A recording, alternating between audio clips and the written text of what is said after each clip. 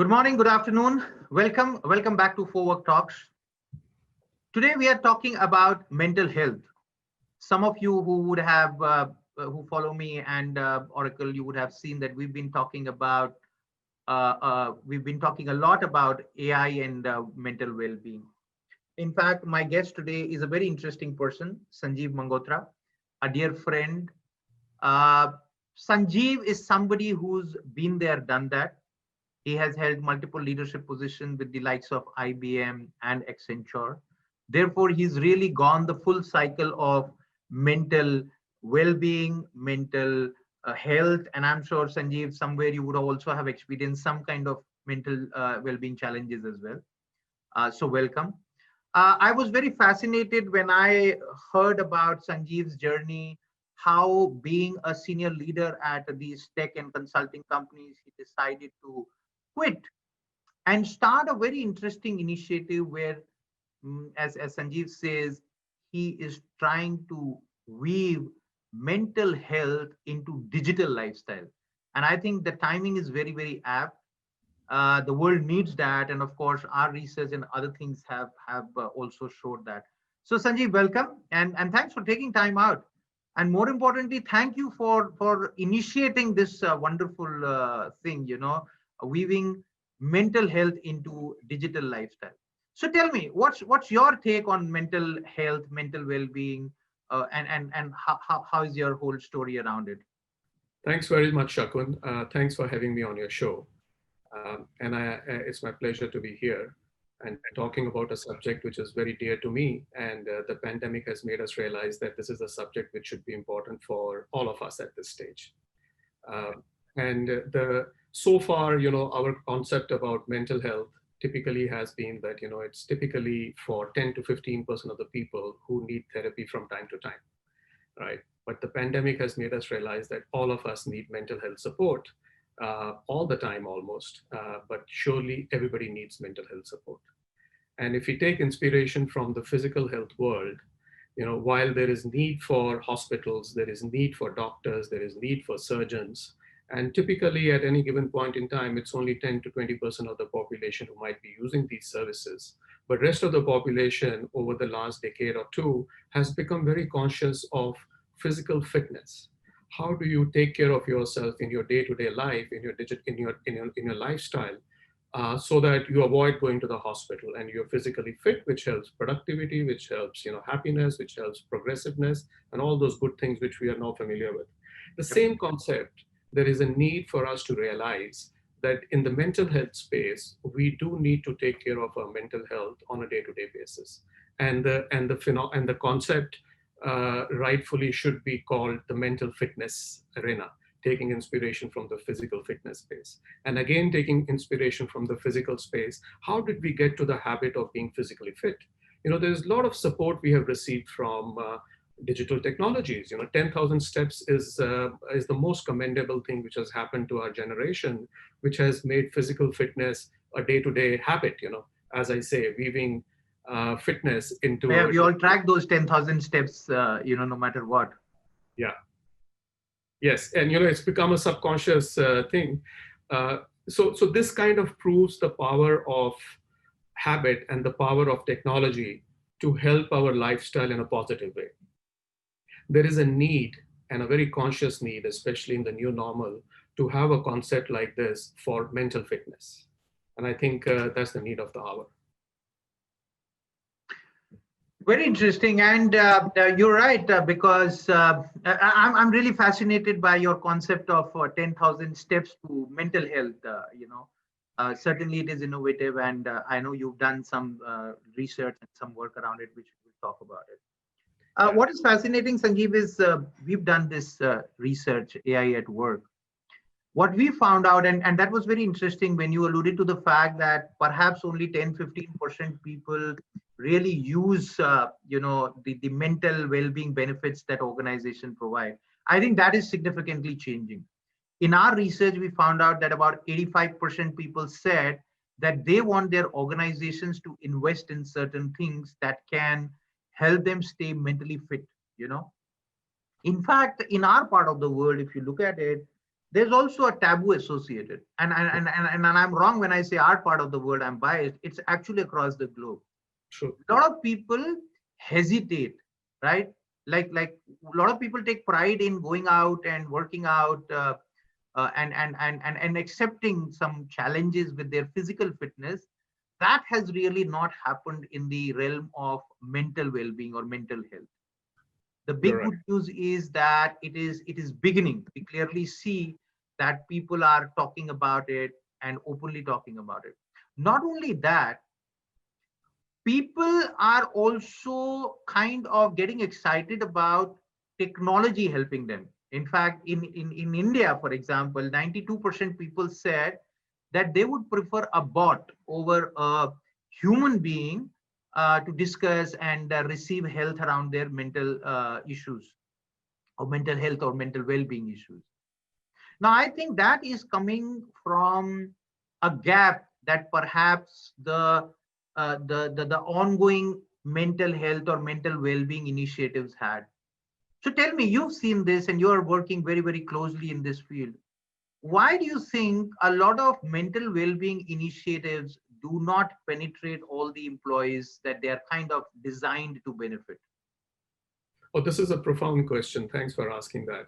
We have done a fair amount of research with some of the industry players and the employees to discover what are the causes for this. And I can summarize the causes or the reasons in 3 points.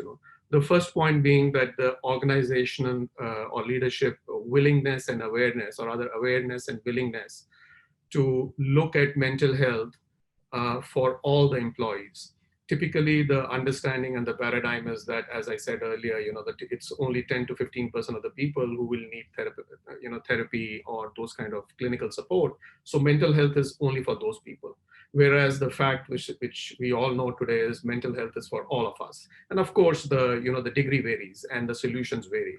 So I think that is point number one. And the leadership around in the world, we see it all over, is becoming familiar with this, aware of this, and we are expecting a transformation in this space.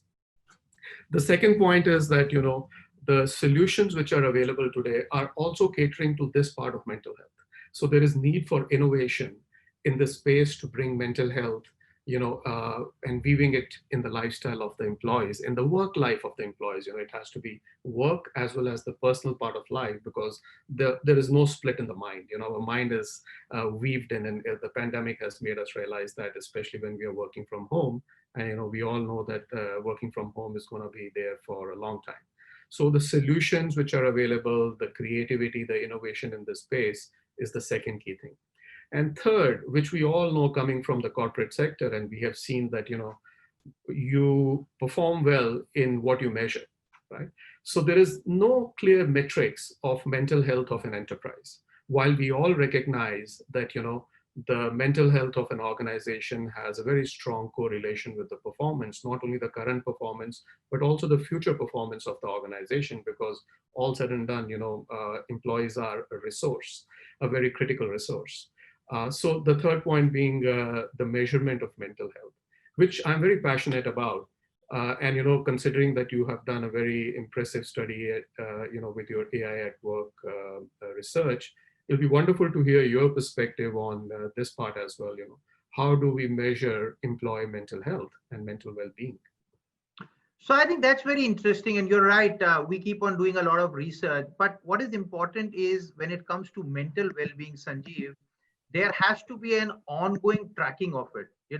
Again, I go back to your 10,000 steps, right? Now, because my iPhone can track that on a daily basis, it nudges me to do that. There have been instances when I've had a drink and looked at my phone and gone out to work. Now I know this is kind of stupid, right? Yeah. But in my mind, that habit is forming, that mindfulness is forming. Now the exact same thing needs to be done at an enterprise level as well. Now, when we look at Oracle, for example, within our application, we have created multiple avenues for organizations to keep a track of it. Is there a mental well-being app? The answer is not really, because we are talking about an enterprise HR application that takes care of all the needs that organizations have. I think new age technologies are playing an important role. we do have multiple mechanisms to do a pulse check of the organization, right? Mhm. So I come from a survey background. We used to run once in a year survey around employee engagement. That I think once in a year cycle needs to be perhaps once in a day or even more now, right? So if I have an app that can remind me to drink water, remind me to take, I found a very interesting app which reminded me to take my eyes off the screen so that my eye well-being is taken care of. Similarly, I think that is there. Analytics is playing a very important role, specifically our predictive analytics and insights. Now, again, depending upon the policy framework of the organization, the disposition of the leadership team, we could do multiple things. Some of our customers, for example, have gone ahead and even augmented our applications with systems like face recognition, which could Mhm. actually do mood analysis of people and predict the mental well-being score for a day, going up to the extent of finding its impact on productivity in the short run, and of course, the health and well-being of the employees in the longer run. So I think a lot is happening at the foundational level, but there is much more that is happening. Because see, and I say that, these are two parts to it. Point solutions will always have their niche market. And I'm really interested to talk to you slightly more about Joy, the wonderful platform that I saw. And I've been using it. I downloaded ever since you told me. And I Thank find you. it very fascinating.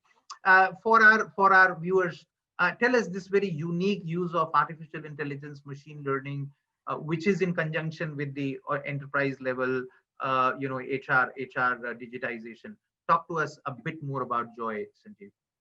Thanks very much, Shakun, for the opportunity. So, as I was saying, that the mission at Joy is for us to weave mental fitness into the work life of the employees. So, it is designed for the employee as well as the enterprise in a very specialist manner to address the needs of the B2B segment. And the key value proposition here, also to say the differentiation here, is threefold.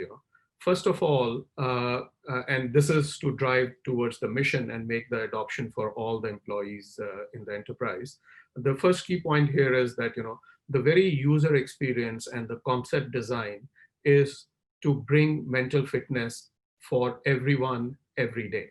So when you keep that as a mission, the design follows. And our design is made to be a couple of minutes of interaction. And in that interaction, whether you come out of a meeting and it has been a stressful meeting, and rather than wasting 30 minutes brooding through that, if you engage with Joy, we will uplift you and make you productive in a shorter span, which is good for the employee, good for the corporate. So the whole design is a very user-friendly, engaging design.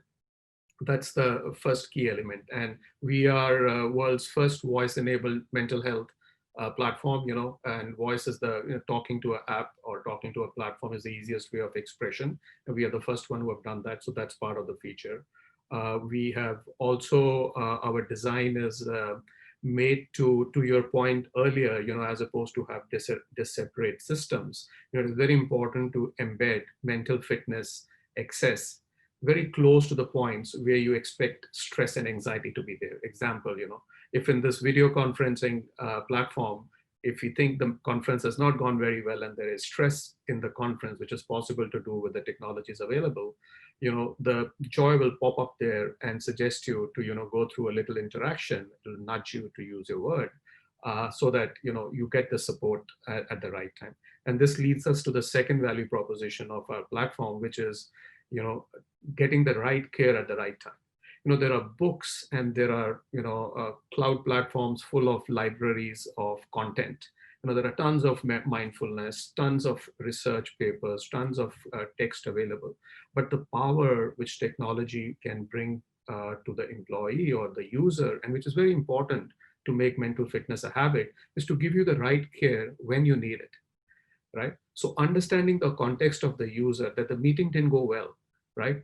When you understand this and knowing the depth of that understanding, and then presenting something which is bite-sized, consumable by the user, at that point in time is where the power lies. And we can do that with technology. We know that. And we have done that. So ours is a context sensitive platform, using the science of well-being, and we have put artificial intelligence to make it very friendly. No, this is interesting. In fact, uh, it's fascinating to see how technology is playing a role. I think when it comes to mental well-being, now that the world at large has accepted it, and 80+% of people out there are saying that we need help, I think we need to treat it like a fire alarm, right? A fire goes off, it has to immediately identify. And that's where I think advanced age analytics are playing a role today. Organizations can actually calculate and define the amount of stress, amount of mental fatigue, amount of anxiety, and various emotions that existed in their workplace on a particular day. Exactly. That is one point. Secondly, I love your concept of how it can be addressed there and Yeah. then. I if I have a my boss is great, by the way, but if I have a nasty boss and every morning I'm having that Zoom meeting in the current context and feeling anxious, uh, I shouldn't have to wait for a period of time that damages my personal self, my mental well-being, and then reach out to help proactively. But I should have a way to vent out. And if I'm not happy venting out with a fellow human being, I think technologies like you're developing are going to play a role. And I think I love the way you have said that it's about integrating it. It's not just about having a standalone application, which of course is very, very useful, but it is also great to see how you are looking at uh, doing this in a holistic manner, integrating it with the existing ecosystems of the organization. Hey Sanjeev, it was absolutely wonderful talking to you. I think in the days to come, lot more applications of artificial intelligence we will find in the realm of mental health and mental well-being. My biggest takeaway today is those 10,000 steps to mental health. I will give all the credit to you for that. I wish you all the best for your initiative, and I also expect to feel mentally happy and healthy using your platform and many more other things. Thanks very much, Shakun. It was pleasure talking to you, and wishing mental fitness to all of us. Thank you. Thank you, Sanjeev.